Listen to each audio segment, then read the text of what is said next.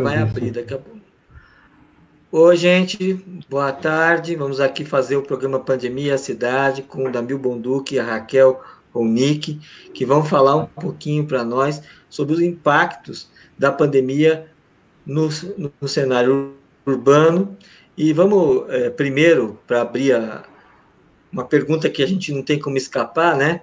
Como é que eles avaliaram o dia de ontem, a demissão do Moro, o discurso do Bolsonaro, a loucura toda que está acontecendo nesse país? Queria que brevemente eles falassem um pouquinho sobre isso. Pois é, né, Ilho? Boa noite a todos que estão Boa aqui noite. também, nos ouvindo. Super prazer de estar aqui com os jornalistas livres, uma referência de jornalismo, né, nesses tempos tão bicudos e surrealistas, né, completamente absurdos. A minha primeira impressão, eu não sei qual a leitura que o Nabil está fazendo, mas eu acho assim, não é possível, esse presidente está querendo ser destronado, não é possível. Ele está cavando um impeachment e uma renúncia, porque ele vai assumindo cada vez mais atitudes que são cada vez mais amplamente rejeitáveis e absurdas, não é, Nabil? Então, olha, eu acho o seguinte, eu acho que o que está acontecendo é que o Bolsonaro, ele foi eleito numa frente que tinha coisas muito diferentes dentro dela, né? Aliás, a única coisa que uniam eles era o antipetismo. Então você tinha o bolsonarismo de raiz, que é isso que nós estamos vendo aí do Bolsonaro, nós tínhamos o lavajatismo, né, o Partido da Justiça, representado pelo Moro, e nós tínhamos os neoliberais, representados pelo Guedes e pelo mercado, de uma maneira geral, mais ampla, que queria implantar certas medidas. Então, e além dos militares que, de certa E os forma... evangélicos, né, Nabil? E ainda os evangélicos, pois é. É, Então, o que nós estamos vendo é que os evangélicos do bolsonarismo, ele, de certa forma, tinha um monte de princípios muito próximos, né? E os militares e o Bolsonaro não é exatamente a mesma coisa, mas agora, o que está acontecendo é que está havendo uma ruptura, né, desses segmentos que, né, geraram a eleição do Bolsonaro. E aí eu acho que o que nós vimos ontem foi a ruptura do Partido da Justiça com o governo Bolsonaro, que enfraquece o governo Bolsonaro e deixar ele mais puro naquele viés fascista conservador. Tanto que o Bolsonaro ontem, quando respondeu ao Moro, ele falou de aborto, ele falou de armas, né? Ele falou da família, quer dizer, ele falou dos vários elementos que são do bolsonarismo de raiz. Né? e E mesmo tentando assim, manter a o Moro base não é dele. dos nossos, como quem dissesse, o Moro não é dos nossos. Então eu acho que essa é agora. O que vai dar daí, a partir daí? Vamos ver em que medida esse bolsonarismo da raiz tem força para sustentar o Bolsonaro ou, né, se vai se quebrar totalmente esse pacto que aconteceu lá em 2018. O mais maluco, que eu acho que aí pensando já nesse tema do nosso debate, é isso acontecer em plena pandemia. Quer dizer, isso que deixou muita gente, eu senti atônita, né, completamente atônita ontem, que é num momento em que nós necessitamos mais do que nunca uma liderança no governo, e particularmente no governo federal. Nesse momento, o governo federal é uma coisa que se desmilingue, né? É uma coisa que se desfaz, que se fragmenta, que se erode, além de, evidentemente, o Bolsonaro, desde o primeiro momento da pandemia, deixou muito claro que como é possível, né?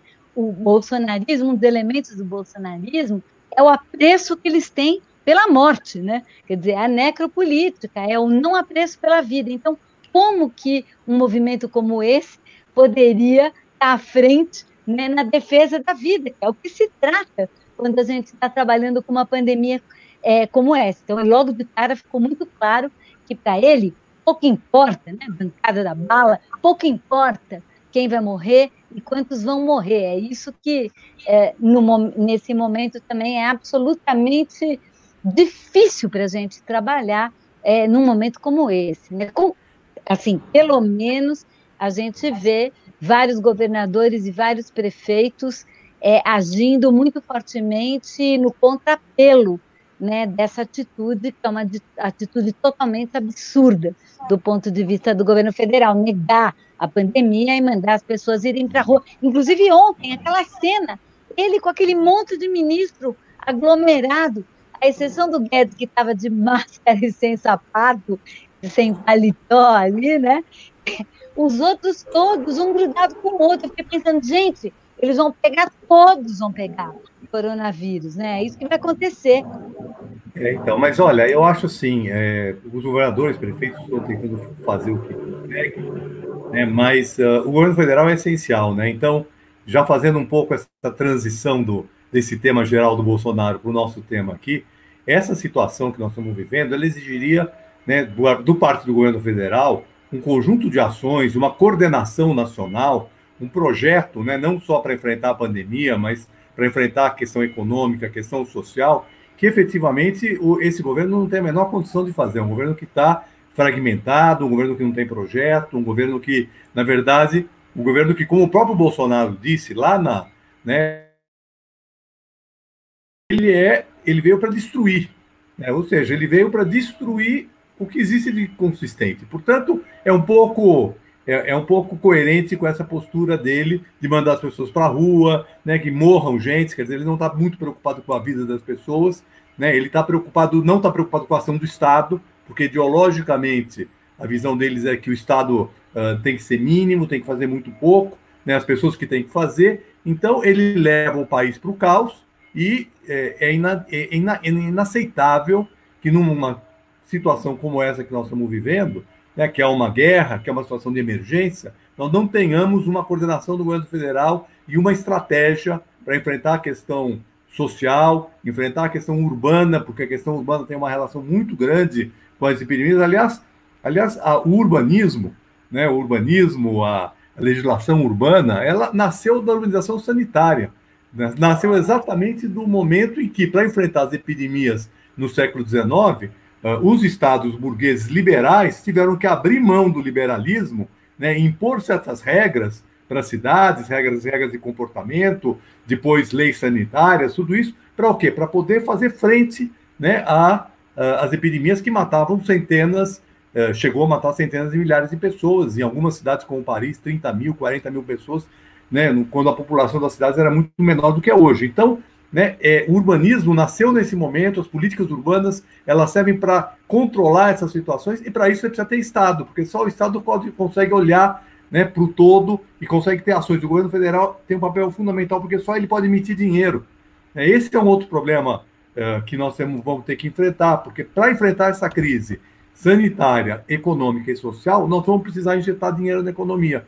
E como injetar? Qual é o plano, qual é o projeto para injetar? Isso tem que vir do governo federal, né? Sim. E aí eu entendo que nós estamos muito, muito mal, sem capacidade de fazer isso. Fala, Raquel. Sim, mas eu queria ponderar duas questões aqui em relação a isso que você colocou. De fato, a liderança do governo federal é imprescindível pelas várias razões que você apontou aqui. Mas eu queria apontar duas coisas, né? Eu acho que é muito importante prestar atenção para as ações de governos estaduais, de prefeituras e da sociedade civil organizada, especialmente de organizações de base comunitária, de autogestão, que já existiam e que rapidamente se mobilizam num momento como esse, e a importância disso no combate à pandemia. Nunca isso vai substituir o governo federal, ok, mas vamos prestar atenção nisso, porque eu acho que aí nós temos algumas questões interessantes para a gente pensar na pós-pandemia, né? O tipo de política, o tipo de ação que é possível pensar na pós-pandemia. Isso é uma coisa. E a segunda, super bem lembrado, Nabil, que o urbanismo nasceu com o higienismo, né? Quer dizer, com a ideia, a crise sanitária, as mortes, as epidemias, as pestes, que levaram à criação de estratégias de saneamento, de políticas de saneamento, mas também, e isso está no nascimento, mas talvez agora isso é um dos perigos ou das questões que estão sobre a mesa em relação ao combate à pandemia, isso também implicou em políticas de bota fora, em destruição dos territórios populares, em expulsão das populações das áreas mais centrais, o bota fora dos cortiços, aqui na cidade de São Paulo, por exemplo, constituindo uma primeira exportação na direção das periferias, ou bota fora dos cortiços e das pensões no Rio de Janeiro, que constituiu uma das primeiras ocupações informais de favelas, né, quando saiu dos cortiços e pensões do centro, e as políticas de repressão, né, social e de controle social em nome do controle da pandemia, que é um dos cenários complexos que estão sendo colocados, da gente pensar que, em nome do combate à pandemia, a gente fortalece um urbanismo securitário, militarista, controlador, e que com Big Data, Smart Cities e tecnologias digitais podem ir muito mais longe do que já foram nossos antepassados aí no século XIX e XX. Exatamente. Aliás, o que eu ia falar era um pouco isso, né? Porque esse urbanismo sanitarista, higienista, ele foi profundamente autoritário. Então, o que nós teríamos que ter hoje, e eu acho que as cidades não estão preparadas para isso, de uma maneira geral, né, é você ter um Estado que precisa ser forte para poder intervir, ele precisa intervir, mas, ao mesmo tempo, o controle social, né, um processo de debate para saber o que fazer e não cair nisso que a Raquel falou, que é a história do urbanismo. O urbanismo da segunda metade do século XIX, começo do século XX, na Europa, né? Ela falou de São Paulo, do Rio, da abertura da Avenida Central, demolição dos cortiços. Vamos voltar um pouco para Paris, né? Haussmann, né? Que derruba toda a Paris medieval para abrir as avenidas, expulsar a população pobre que vivia nas áreas mais nobres de Paris, né? E tudo que aconteceu nas cidades europeias nessa mesma período, nessa mesma lógica, né? Eu vi aqui que entrou o nosso querido amigo, colega Júlio Weiner, que foi estagiário da Raquel e foi meu também, nas pesquisas que nós fizemos exatamente sobre isso, né? Eu estudei muito, e tem um capítulo do meu livro Origem da Habitação Social que trata exatamente do autoritarismo da ordem sanitária. Então, nós temos que saber qual é o equilíbrio entre você ter uma regra sanitária que garante a vida e um direito das pessoas à vida, a morar, a poder ter os seus territórios, né, preservados desses processos. Então, eu acho que esse equilíbrio é o que nós estamos precisando. Agora, eu acho, claro, tem experiências muito interessantes, principalmente da comunidade, mas eu acho que, de uma maneira geral, as prefeituras estão muito mal aparelhadas para enfrentar esse momento. Eu vou lembrar só do seguinte: quando eu fui superintendente de habitação popular no governo da Luiza Erundina, né, eu era responsável pela área de habitação e pelas favelas, né, cortiços, tudo mais. Nós tínhamos uma equipe de assistentes sociais, e depois nós criamos escritórios regionais que tinham uma atuação e uma presença em praticamente todas as favelas da cidade. Eram 17 na época, né, 17, depois virou 21, né, superintendências regionais de habitação e assistentes sociais e um histórico com as favelas. Então, por exemplo, uma campanha de solidariedade que precisa ser feita agora para poder dar apoio para as famílias, para poder identificar situações muito graves que as pessoas precisam ser de alguma maneira isoladas, para poder ter alimentação, trabalho social. Você tinha uma estrutura para fazer isso. Isso foi extinto na administração Maluf, né? Praticamente não existe mais uma estrutura regional de habitação na Prefeitura de São Paulo, né? E isso acontece em outras cidades que também perderam, né, a sua capacidade de intervenção. Então, nós temos hoje muito, né, e eu vejo aqui algumas campanhas de solidariedade que a própria Prefeitura precisa chamar os movimentos sociais para poder fazer uma ação, porque ela não tem capacidade de fazer. Acho ótimo que existam movimentos sociais. Acho muito isso bom. que está acontecendo. É isso que está acontecendo. As prefeituras perceberem que quem tem uma estrutura capilarizada, quem conhece o que está acontecendo no território, suas necessidades, suas demandas, são as organizações comunitárias de base, são os coletivos autônomos, são as experiências de autogestão e auto-organização, que, nesse momento da pandemia, elas se mobilizam e muitas prefeituras, não apenas a de São Paulo está tentando fazer isso, vai procurar utilizar essa rede, porque não tem rede, mas também o que essa rede e o que essa questão coloca, Nabil, é que também do ponto de vista da política pública, eu acho que isso é uma das questões, né, que foram colocadas pela própria equipe dos jornalistas livres para nós no começo, no início desse debate, que é o efeito da pandemia sobre o território e a forma como se organiza o território vai impactar tremendamente no efeito da pandemia. E como a gente tem um espaço urbano e um tecido urbano muito desigual, com condições habitacionais e urbanísticas muito diferentes, uma das consignas básicas, que é a ideia do isolamento social, né, isolamento social para evitar essa propagação rápida, ou para pelo menos alongar ela no tempo, para que o sistema de saúde dê conta, né, dos doentes e daqueles doentes mais graves, inclusive, são condições de isolamento social absolutamente distintas. Quer dizer, que condição de isolamento social tem um morador de rua? Que condição de isolamento social tem em situações de muito adensamento? Então, o que é muito importante aqui, para isso a gente precisa ter, né, um governo local que conhece o seu território, é entender que cada situação específica exige também uma estratégia específica. Não adianta você falar isolamento social. Isolamento social não é só uma escolha pessoal. Isolamento social tem a ver com uma condição para fazer isso. E a gente precisa entender o que está acontecendo em cada pedaço para poder também ter uma estratégia e não pensar a política pública como tem sido pensada, né, historicamente, como uma oferta, um programa único, homogêneo, que cai de cima para baixo e que, evidentemente, vai ter efeitos completamente diferentes, dependendo do território onde ele aporta. Claro, né, isso é absolutamente fundamental. Por isso que nós temos que ter políticas descentralizadas, contatos mais diretos entre o poder público e a população e as comunidades organizadas. Agora, o que eu acho muito importante é aquilo que está havendo, essa rede de solidariedade que está acontecendo de vários movimentos, de várias organizações que estão chegando em certos territórios. O problema é que existe uma grande quantidade de comunidades, de áreas de habitação, onde não existe um movimento organizado com essas mesmas características.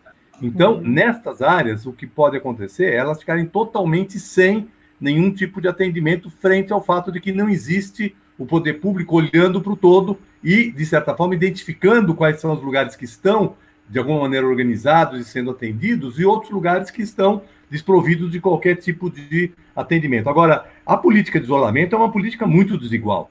Na verdade, a pandemia, né, uma epidemia como essa, faz com que os desiguais fiquem ainda mais desiguais, porque para quem tem uma casa adequada, tem acesso à internet, tem condições de poder fazer isso que nós estamos fazendo hoje aqui, por exemplo, ficar em casa comunicando com os outros, fazendo até atividades e continuando a trabalhar, é muito fácil fazer isolamento. Agora, essas condições, e quem está no cortiço, né, nós temos em São Paulo 250 mil pessoas que dormem, mais de 5 ou mais pessoas em cada cômodo, em cada dormitório. Então, isso é absolutamente, né, é impossível as pessoas ficarem isoladas nessa condição. Além deles terem uma forte probabilidade de, se alguém contaminar, contaminam todos. Então, não adianta eles ficarem 5, né, isolados se algum deles sair para fora. Então, nós temos situações muito diferentes no cortiço. Nós temos, por exemplo, situações de kitnets, onde famílias inteiras moram aqui, por exemplo, na Baixada do Glicério, nós temos essa situação. Nós temos favelas em diferentes situações, porque a periferia, o pessoal fala muito de periferia, e geralmente vai falar de favela, fala de Paraisópolis ou de Heliópolis, né? Na verdade, nós temos uma diversidade enorme de periferias, né? Várias periferias com padrões muito diferentes. Nós temos favelas muito diferentes. E Paraisópolis, inclusive, que se fala muito de Paraisópolis, claro, é uma favela, uma situação precária, tem uma população vulnerável, mas em Paraisópolis existe uma rede de solidariedade, aliás, uma rede de ONGs que atuam de várias outras entidades, até por estar inserido num bairro de classe média alta e de classe alta, né, o Morumbi, e todo mundo olha para Heliópolis, tem lá o Einstein, tem uma série de ações que fazem com que ela seja muito específica e muito privilegiada frente às demais favelas da cidade, que estão muitas vezes largadas, né, em lugares que a população, que a imprensa, a mídia, a televisão, né, e mesmo as organizações, às vezes nem sabem que existem, e ali, então, né, o problema é muito complicado, e por isso que precisamos do Estado, por isso nós precisamos de uma ação descentralizada do Estado, e eu acho, só para finalizar essa parte, que é muito importante que a gente aproveite esse momento, essa experiência, para propor e para, de certa forma, debater a necessidade da prefeitura criar uma rede de ação, né, que não é de assistência social, tá certo? Mas é de articulação de política pública nos territórios. Né? Todos os territórios, nós temos que ter políticas públicas articuladas, que não é só habitação, é habitação com saúde, com educação, com geração de renda, né? Com participação, com controle social, participação da comunidade, para que ali você possa, então, ter propostas para superar, né, para melhorar a situação, que, de certa forma, permite que numa outra situação grave como essa, que, aliás, vai ser daqui a pouco, porque isso aqui vai ser intermitente, essa população possa ter mais defesas para poder garantir aí condições de saúde em situações graves como essa.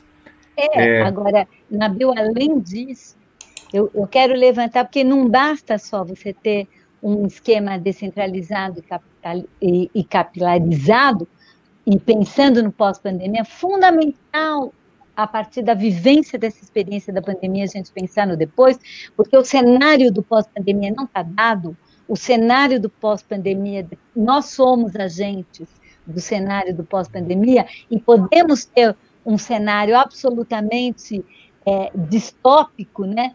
Como foi já levantado aqui, inclusive, por um dos comentários, lembrando a Naomi Klein, o comentário do Duda Carvalho, que fala do capitalismo do desastre, né? Que no meio da confusão se implementa políticas mais maléficas, mais de exceção, mais autoritárias, né? Que não seriam aprovadas em outros contextos, aumentando ainda a concentração de renda e as estratégias de controle. Isso é um cenário, mas outro cenário é um cenário de reconstrução, né, da política pública e reconstrução das formas também de fazer política, porque as políticas não são descentralizadas e multissetoriais, Nabil, não apenas porque não tem uma estrutura de gestão descentralizada na ponta.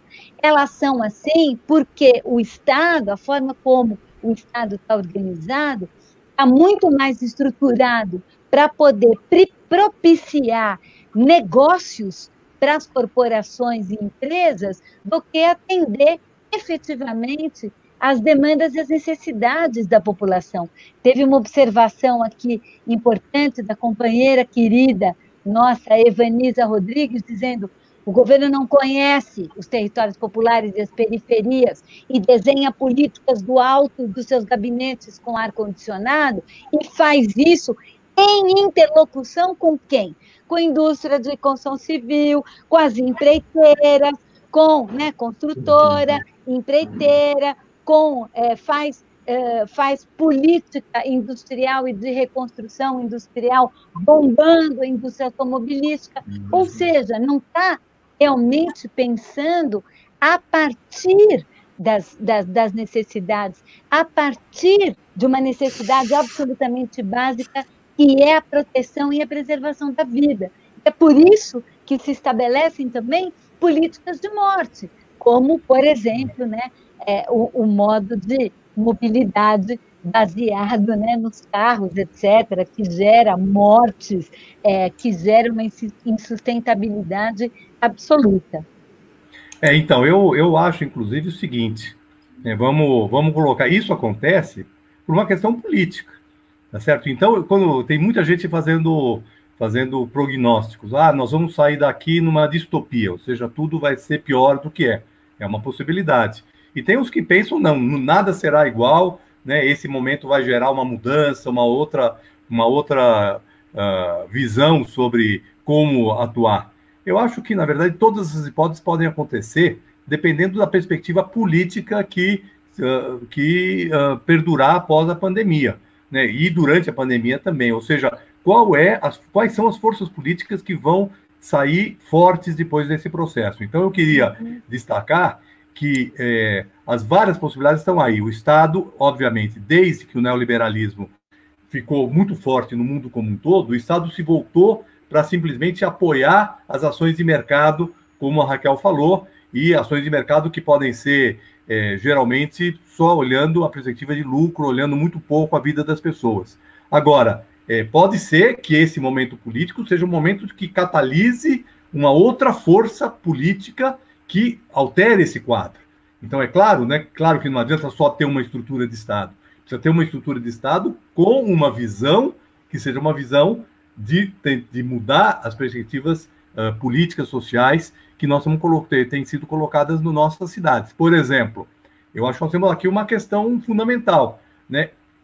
Provavelmente nós vamos ter muito investimento para sair dessa crise, né? O próprio governo Bolsonaro está anunciando aí, falou de plano Marshall, né? Que aliás é um absurdo usar esse exemplo, né? Mas de qualquer maneira, um plano keynesiano, ou seja, de investimentos públicos para tirar a economia da crise, né? Muito bem. Então, vai haver um investimento? Provavelmente vai haver investimento forte. Agora, em que direção vai esse investimento?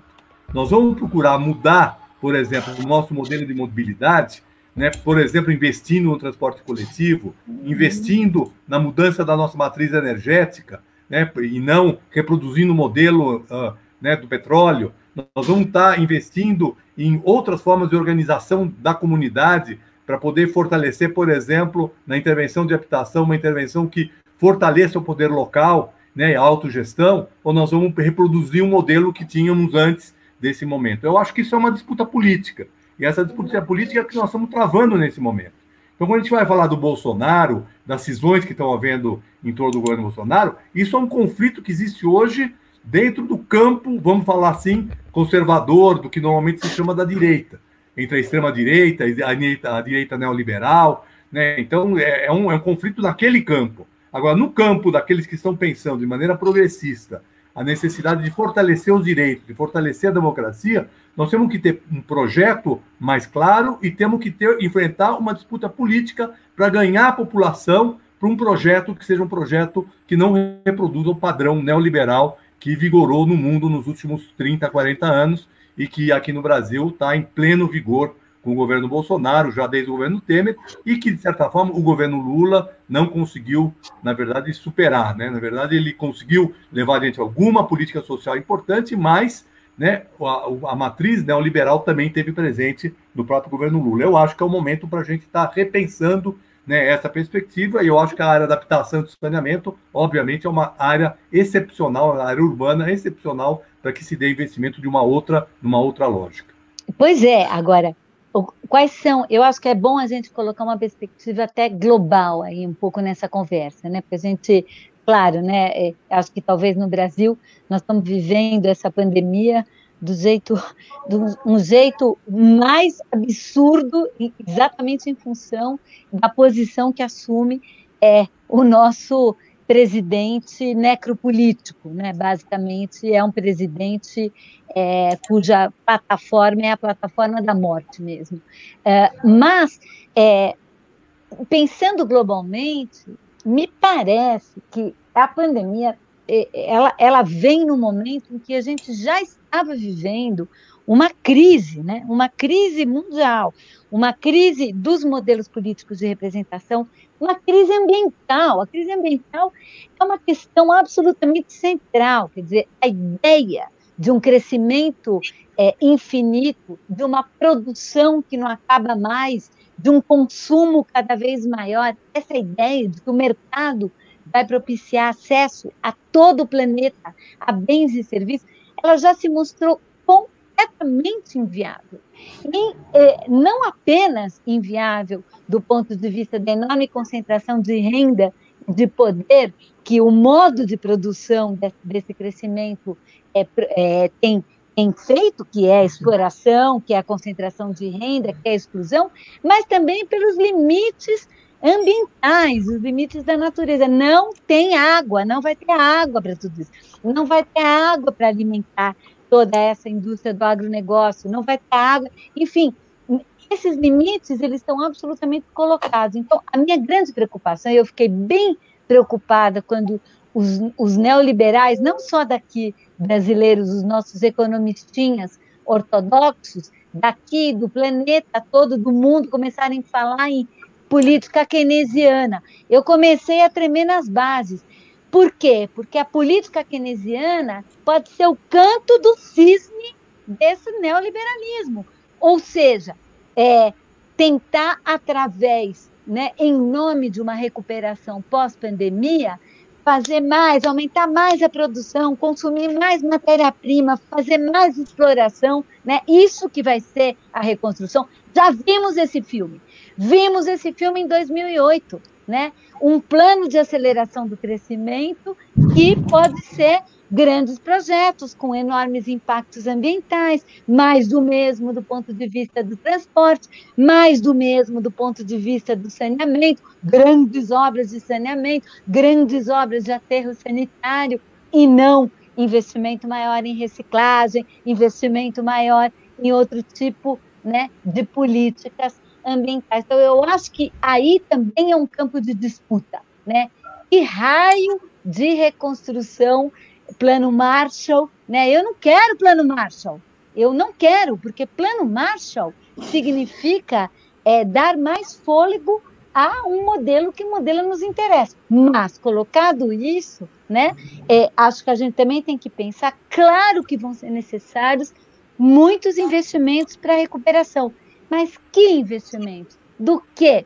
Com que políticas? E, sobretudo, quem vai decidir esses investimentos e de que forma eles vão poder, de fato, atender às prioridades e a prioridade mais básica, né? Pensar em investimentos não para o lucro, não para o capital, não para as finanças, mas para a proteção da vida, né?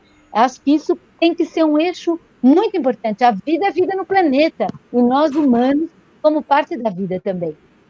Essa questão é absolutamente fundamental, ou seja, a gente fazer o link entre a questão de uma política ambiental, uma política de sustentabilidade, uma política que pensa a questão das mudanças climáticas como um papel central, e uma política social, né? Porque também esses investimentos eles precisam ser dirigidos exatamente para aqueles que mais precisam. Eu não tenho dúvida que vai ser necessário investimento, tá certo? Eu acho que o problema não é o investimento, é para onde vai o dinheiro, com que visão, com que política, né? E quem vai se beneficiar disso? Se quem vai se beneficiar são as grandes corporações, ou se isso vai ser, de certa forma, distribuído pelo conjunto da população. Eu queria aqui falar, tem dois amigos aqui que têm uma visão diferente sobre isso. A Graça diz que, né, a Graça Cremon, né, que fala que não adianta achar que vai ter mais concentração de renda, que os ricos vão ficar mais ricos e os pobres vão ficar pacíficos. O morro vai descer. Enquanto que o Luiz Corrara fala, eu acho que depois da pandemia o capital vai sugar mais o trabalhador. Essas duas possibilidades, elas existem, tá certo? É isso que eu digo que é a questão da política, né? Se os pobres, se os setores mais vulneráveis da população estiverem organizados, estiverem participando de um projeto, estiverem disputando politicamente o espaço dentro da sociedade, é possível a gente ter políticas públicas mais redistributivas, políticas que pensem a questão ambiental, que façam uma fusão entre uma política de desenvolvimento e uma política de sustentabilidade. Se esses setores estiverem fragilizados, certo? E para isso a política é fundamental, nós vamos ter o que o Luiz Corrara está colocando aqui, né? Que é o capital se aproveitando cada vez mais e a miséria crescer. A miséria vai crescer de qualquer maneira, né? De qualquer maneira, ou é uma política para enfrentar a miséria e a pobreza que está aí, está todos os dias por aqui, né? Ou nós vamos ter uma política contrária a essa. Agora, tem uma outra questão que eu queria, que alguns internautas aqui que estão, né, fazendo e que eu queria chamar a atenção, porque eu participei de uma proposta que está ligada a isso, ela fala o que os arquitetos podem fazer, né? Nós temos hoje uma política, uma proposta, né, dos arquitetos, que é Assessoria Técnica de Administração de Direito Social, e nós, alguns conselheiros do CAU, aliás, 28 conselheiros do CAU assinaram uma proposta que foi encaminhada ao Conselho, à presidência, embora o presidente do Conselho não incorporou ainda nada disso, que é montar um programa emergencial de assistência técnica à habitação, para que a gente possa, enquanto arquiteto, dar um apoio aos arquitetos, que hoje também, grande parte dos arquitetos estão sem renda, estão desempregados, né, e eles possam ter, então, através de projetos de habitação, poderem atuar junto com essas comunidades organizadas para enfrentar esse problema. Eu acho que essa é uma saída importante. Claro que a prefeitura também precisa ser envolvida nesse projeto, mas nós temos alternativas, inclusive historicamente, né, nós desenvolvemos aqui em São Paulo muitas experiências de assistência técnica em favelas, em produção de habitação de autogestão, na melhoria habitacional, e isso precisa ser mobilizado dentro dessa perspectiva de cada território ter o seu projeto, o seu programa, e dessa maneira a gente poder enfrentar essa perspectiva que está colocada aí, inclusive introduzir, né, essas questões que a Raquel levantou, que eu concordo totalmente, essas questões de sustentabilidade, no âmbito da habitação popular, no âmbito dos bairros populares, né? Por exemplo, o aquecimento solar, né? É uma questão que as habitações populares deveriam, né, receber isso diretamente como subsídio do Estado para poder efetivamente reduzir, né, o custo da energia elétrica para essas famílias, que nas famílias pobres tem um peso muito grande, e poder, então, ter aí uma política de sustentabilidade associada com uma política social. Então, são propostas desse tipo que os arquitetos têm todas as condições de desenvolver, claro, não só os arquitetos, mas nós, arquitetos, temos uma obrigação, né, de estar trabalhando com isso, e eu espero que, né, a reunião do Conselho de Arquitetura e Urbanismo vai acontecer no próximo dia 30, ela possa efetivamente colocar os recursos do CAL, que o CAL tem hoje ainda um superávit acumulado, possa colocar esse recurso num programa de assistência técnica de grande dimensão aqui em São Paulo. E isso também está sendo pensado em outras cidades. Né? Isso que você está colocando, insistindo muito, né, na questão da política, que só a política, e é no âmbito da política que a gente vai conseguir construir outro tipo de política pública. Alguns internautas aqui levantaram algumas questões que eu acho bem interessante a gente refletir, né? TV, Alimentação e Poder pergunta como é possível fazer isso a partir dos lugares que lutamos e atuamos. Eu acho que é muito importante pensar isso, e aí já se levantou questões como a agroecologia, a produção do alimento e várias outras experiências, e eu queria chamar a atenção para a seguinte questão, quer dizer, o lugar da política. A política não é um lugar, não é uma cadeira, não é um ponto a partir do qual, né, se define o mundo da política partidária, o mundo da representação da política partidária é um mundo, evidentemente, bastante importante, mas aquelas relações políticas que a gente constrói lá nos territórios, lá onde nós estamos, elas também são fundamentais para constituir no corpo social, né, um movimento de transformação. E, nesse sentido, me parece que as experiências que estão acontecendo, e tem muita experiência de assistência técnica com arquitetos envolvidos que vão nessa direção, experiências de trabalhar saneamento de outra forma, porque o saneamento, seja ele público ou privado, está completamente capturado pela lógica de construção das empreiteiras, não pela lógica, né, da necessidade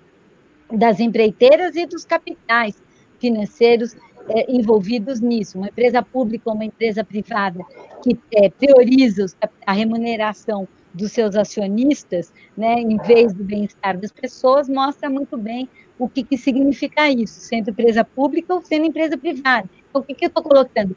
As experiências que estão acontecendo concretamente, da assistência técnica nos territórios, de trabalho conjunto com a população, pensando, ao mesmo tempo, alternativas de saneamento, alternativas de produção de alimento, alternativas de produção de moradia e organização dos territórios, isso também é fazer política, porque isso também é conseguir, na prática, não apenas daí transformando o seu território, mas é construindo também redes, né, daqueles que participam dessas propostas, redes que vão aprendendo na prática, na vivência, o que é pensar um projeto conjuntamente, o que é participar diretamente na definição do seu destino, o que é comer uma comida de verdade, em vez de uma porcaria, que é aquela porcaria que a gente come.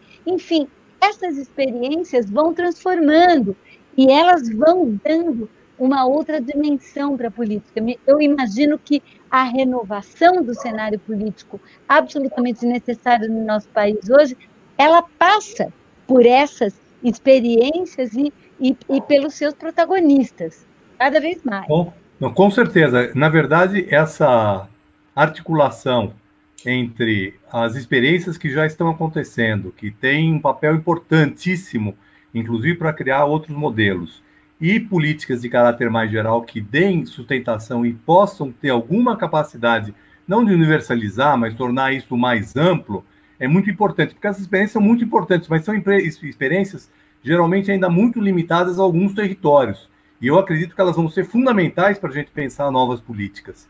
Então, quando eu falo política, eu não estou falando política necessariamente a política institucional ou a política centralizada a partir do Estado, né? Eu penso política nas duas dimensões, a política institucional do Estado, que ela é fundamental, ela é importante, principalmente na perspectiva de uma maior universalização, e as políticas concretas que são desenvolvidas, né, junto à população. Na verdade, sem essas experiências, nós nunca vamos poder chegar numa renovação das políticas públicas de caráter mais geral. Eu queria, aqui, tem muita pergunta aqui, é muito difícil a gente conseguir responder todas, né? Nossa. Mas realmente um número está bombando aqui de perguntas aqui, fica até difícil a gente poder escolher, porque vai passando e quando a gente olha de novo já não está mais. Mas o que eu queria dizer é o seguinte, tem essa discussão sobre a questão da alimentação, ela é muito importante, né? Tem até uma pergunta aqui da Mônica se a gente acha que as cidades devem ser esvaziadas, descentralizadas. Eu acho que nada deve ser feito de maneira autoritária. Nós tivemos, por exemplo, uma experiência absolutamente distópica, que foi a experiência do Khmer Vermelho no Camboja, né, que quando tomou o poder em 70, resolveu descentralizar a cidade, mandar as pessoas obrigatoriamente para o campo, e foi um desastre absoluto, uma política autoritária. Eu acho o seguinte, eu acho que nós temos que ter políticas que valorize o trabalho na zona rural, que valorize o trabalho, a descentralização urbana, mas isso não pode ser imposto de fora para dentro, né? Eu acho que tem a necessidade de se oferecer alternativas, né, e pensar a cidade de uma maneira mais ampla, de modo que a gente pudesse não só tentar consertar a cidade que nós temos, mas também criar novas cidades e novos núcleos urbanos de uma perspectiva diferente daquela que nós tivemos até aqui. É claro que hoje, na pandemia, a gente sabe que as áreas de maior concentração, né, algumas favelas, áreas de muito cortiço, são aquelas que vão ter os índices de mortes mais altos. Tá certo? Por quê? Porque realmente as pessoas não têm condição de fazer isolamento ali. Então, evidentemente, algumas dessas situações elas precisam ser repensadas. Algumas dessas áreas têm que ser repensadas. Eu não acho que quando a gente fala contra, por exemplo, o bota fora, né, que aconteceu no Rio de Janeiro, e vários outros bota fora que acontecem ao longo da história, que nós temos que congelar essas áreas que de habitação muito precária, muito concentrada. Mas qualquer coisa que venha a ser feito tem que ser feito em processo de debate, em processo de participação, de modo que a gente possa realmente fazer uma requalificação dessas áreas sem ser autoritário e fazendo com que a população, através de processos de autogestão, de cogestão, de participação, possam participar do processo de renovação, né, ou de reabilitação dessas áreas para poder enfrentar situações muito precárias que efetivamente existem e que devem ser enfrentadas. Agora, muita gente está falando, Nabil, muita gente está falando nesse debate, tocando num debate bem urbanístico, né? Ah, não, depois da pandemia tem que desadensar, diminuir a densidade, né? Espalhar isso que você levantou aqui, né? A gente tem que tomar muito cuidado com esse tipo de debate e com as coisas que estão por trás deles, né? Porque o que nós vamos imaginar? Quer dizer, isso pode significar aquele cenário absolutamente igualmente distópico, né? De você fazer uma cidade, né? Estilo Valinhos, com um monte de condomínios fechados, integrados, mal integrados, aumentando muito mais a necessidade de deslocamento fragmentada por automóvel, com um impacto absolutamente péssimo do ponto de vista ambiental e das condições de mobilidade. Então, o problema é que se usa a pandemia para fazer qualquer coisa. Eu acabei de, junto com meus companheiros pesquisadores do Lab Cidade, escrever um artigo ali que a gente publicou na página do Lab Cidade, mostrando que, por exemplo, o setor imobiliário aqui na cidade de São Paulo já está propondo, né, liberar um monte de regras do plano diretor em nome da pandemia para poder produzir mais empregos, gerar mais renda, diminuindo o que está pagando, por exemplo, de outorga onerosa do que vai para o fundo público. Então, eu dei apenas esse exemplo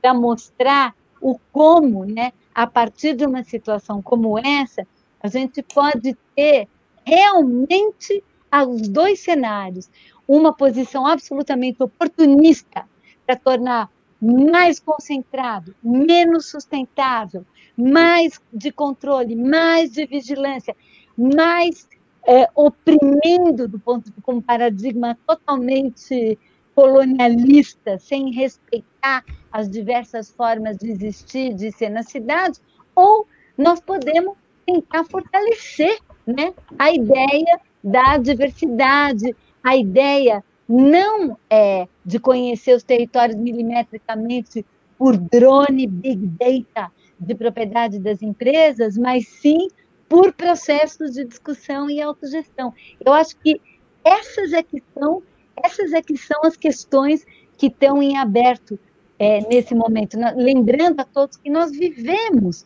no final dos anos 80, começo dos anos 90, e Nabil e eu tivemos o enorme privilégio de poder participar disso, um momento importante de experimentação e inovação a nível local.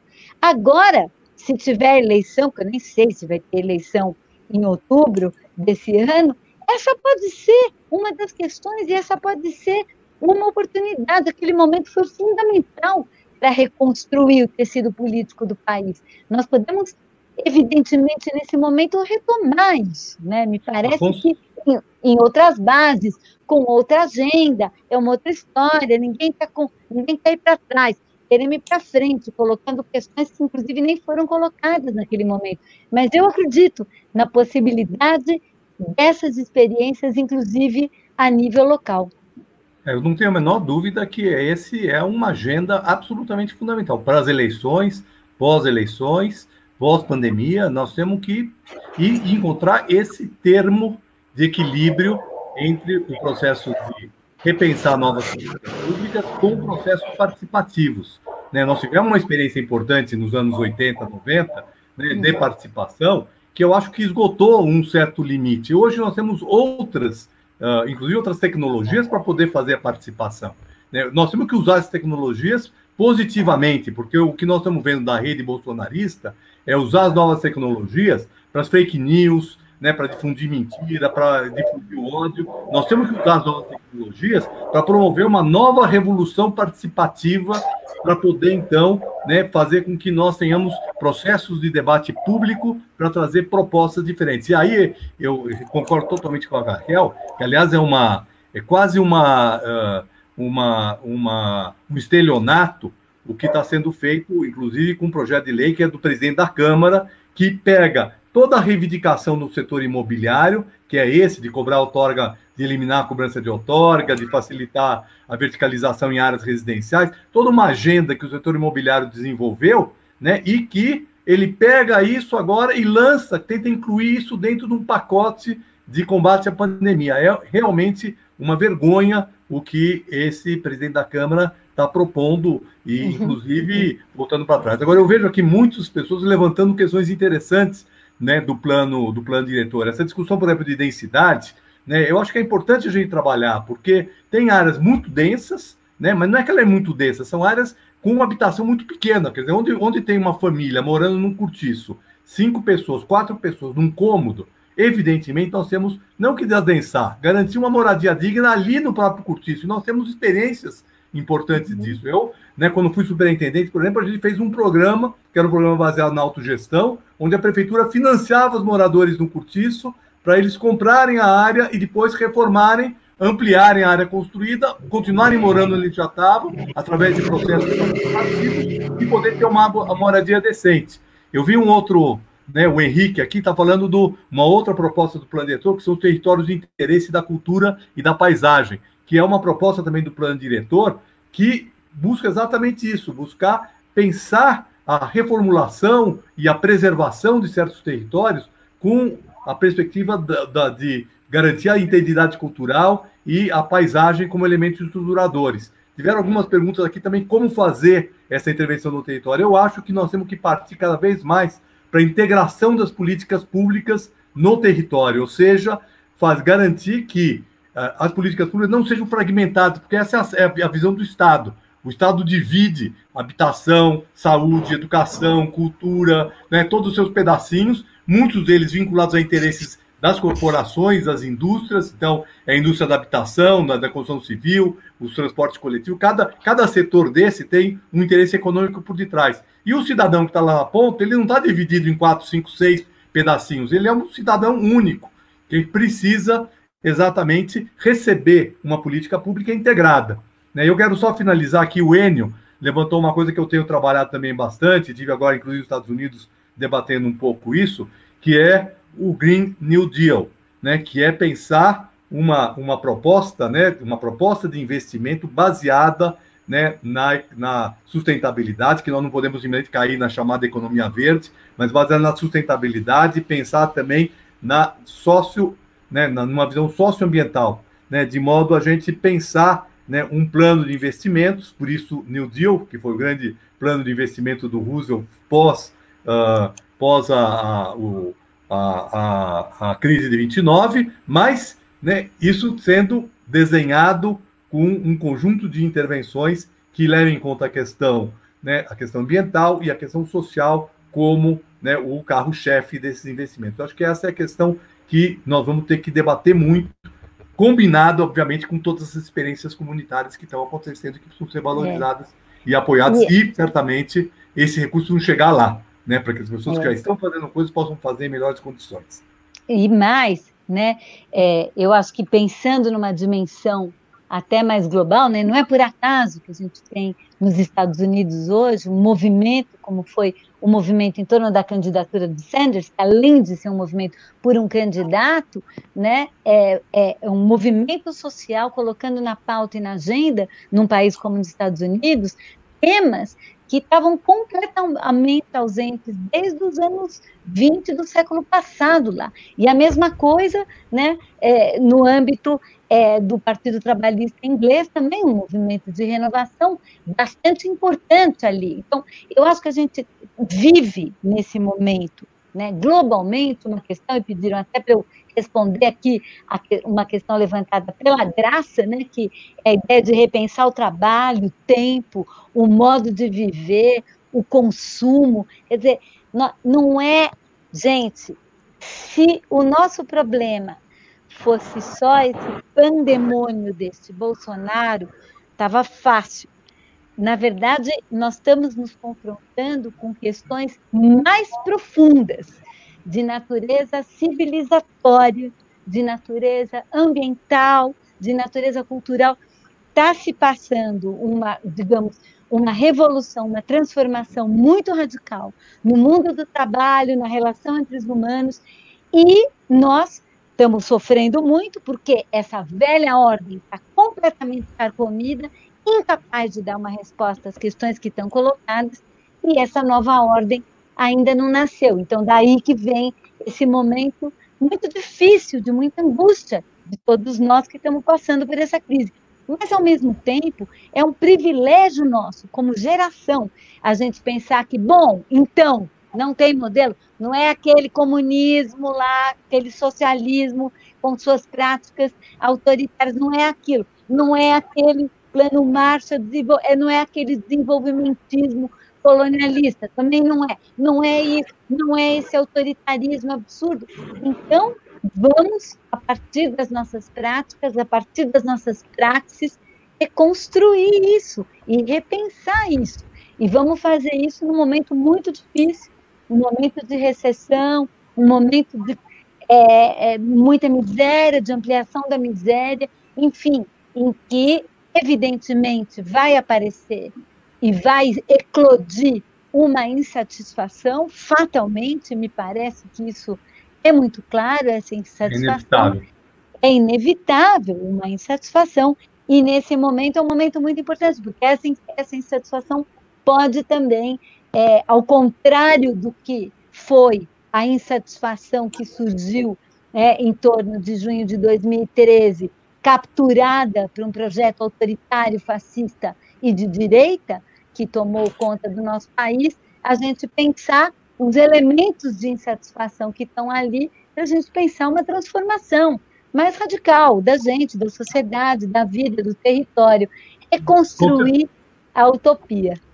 Mas veja, são momentos de crise, como esse que nós estamos vivendo, que são momentos de transformação, né? Quando existe uma crise, existe maior disposição das pessoas para pensarem o novo, para poder superar o modelo que nós estávamos. Então, eu vejo que nós temos uma oportunidade. Não é que isso vai acontecer inevitavelmente. Vai depender de como a coisa caminhar e como as forças políticas vão se articular para isso. Mas eu vejo aí uma oportunidade bastante grande da gente pensar. E, claro, que essa sociedade que nós estamos pensando, né, essa sociedade que é uma sociedade diferente da que nós temos, ela está aí no horizonte, ela está colocada. E nós temos que reconstruir os cenários utópicos. As utopias são fundamentais para que a gente possa ter transformação. Eu quero aqui destacar, antes, acho que nós estamos chegando aqui perto do fim, eu queria destacar algumas coisas que são importantes. A Leila, que é do CAU lá do Rio de Janeiro, ela lembra, né, que está sendo lançado hoje um livro, que é a Cidade e Coronavírus, que tem um artigo meu, tem um artigo da Raquel, e mais quase 30 autores, um livro feito assim muito rapidamente, né, que é extremamente importante, porque a gente tem aí várias reflexões de vários urbanistas e várias pessoas que, de alguma maneira, estão pensando esse momento e pensando o depois dele. Então, queria aqui destacar, né, esse livro, que é o livro que a Leila organizou, a Leila Silva organizou e que está sendo lançado hoje e é extremamente importante. Eu quero também destacar, né, uma coisa que a gente precisa repensar um pouquinho, né?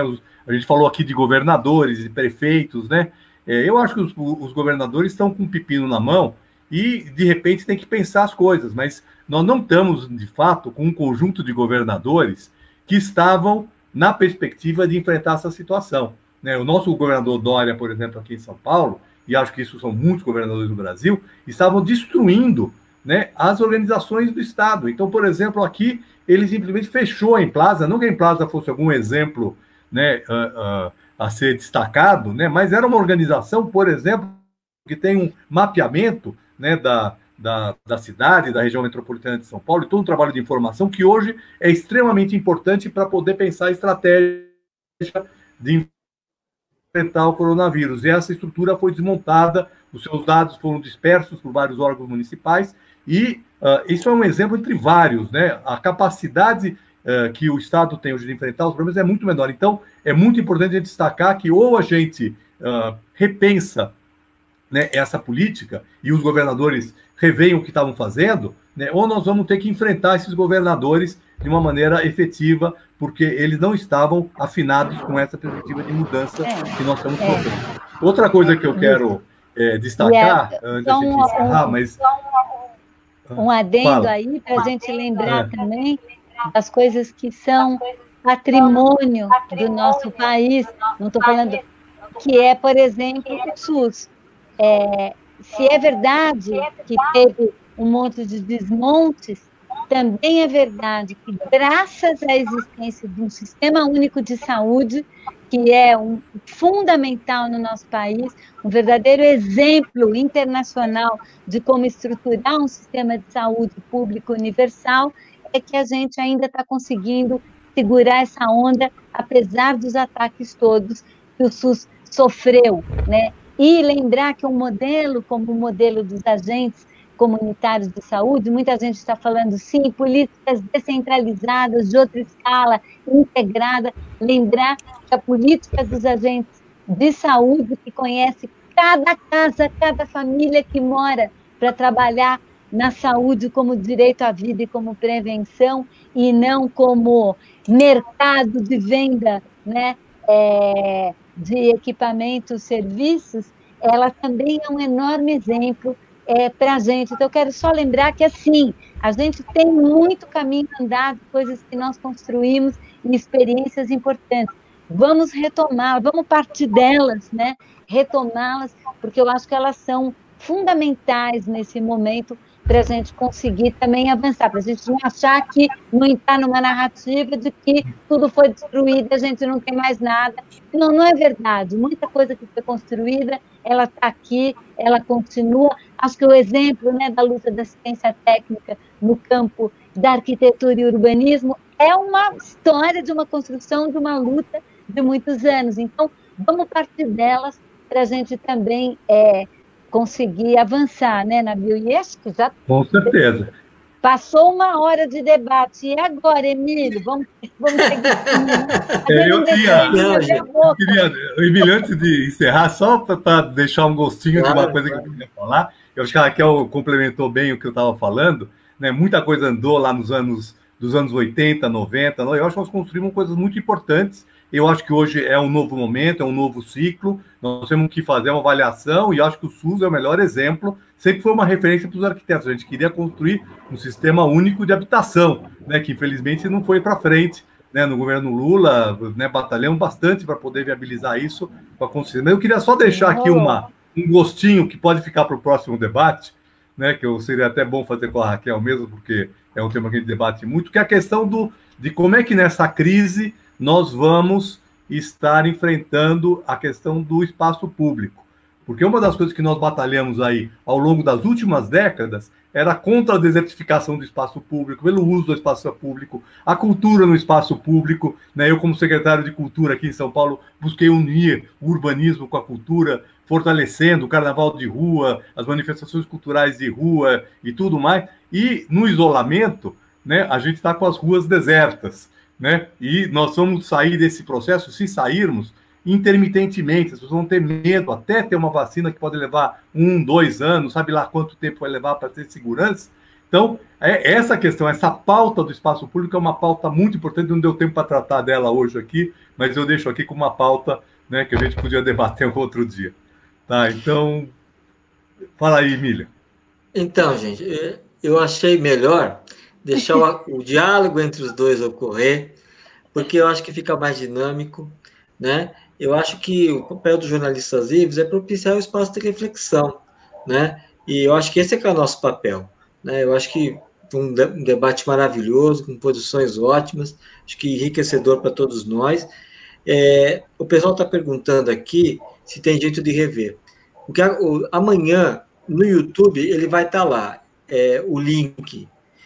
Quem pegou o link e distribuiu também tem acesso, enquanto porque o YouTube ele demora um pouco para processar. No Facebook, ele também já está disponível lá, esse ao vivo, e ele fica lá. Em relação, eu peço para vocês compartilharem esse link do Facebook, e no caso do YouTube, curtir o nosso YouTube. Nós estamos na campanha para tentar chegar a 100 mil, eu vou até explicar por quê, porque a extrema-direita é muito forte no YouTube, e um dos motivos da derrota das forças populares foi que nós perdemos a narrativa nas redes sociais no YouTube. Então, nós estamos tentando fortalecer o nosso YouTube. Então, se vocês puderem, curta o nosso YouTube, aperte o sininho para receber notificações. Nós estamos entrando conforme as coisas estão ocorrendo e debatendo e tudo mais. Eu agradeço muito a Raquel, agradeço muito a Nabil. E depois que acabar aqui, vocês esperam um pouquinho, a gente conversa sobre a continuidade, tá bom? Vou fechar aqui. Um abraço. Legal, Emílio. Deixa eu só agradecer também muito você e essa oportunidade de debater com o Nabil. Aliás, faz mais de 40 anos que eu debato com o Nabil e é sempre um enorme prazer, Nabil. Super obrigado por essa oportunidade, Emílio. Viva Jornalistas Livres! Opa, obrigado aí, Emílio. Jornalistas Livres sempre nos apoiando, é super importante. E realmente eu pus lá no meu Facebook, que há 46 anos, né, eu debato com a Raquel, aí falaram assim, estão denunciando nossas ideias, mas é que a gente começou a debater, a gente era bem criancinha, então a gente ainda tem muitos anos aí pela frente para continuar discutindo, é sempre um prazer estar com a Raquel, a gente debate, faz coisa junto, mas estamos aí sempre em função de construir uma cidade mais democrática, mais justa, menos desigual e mais bonita aí de todos. Então, obrigado, Raquel, obrigado, Emílio, jornalista livre. Vamos voltar em outras oportunidades para debater. Tchau. Obrigado, eu vou fechar aqui.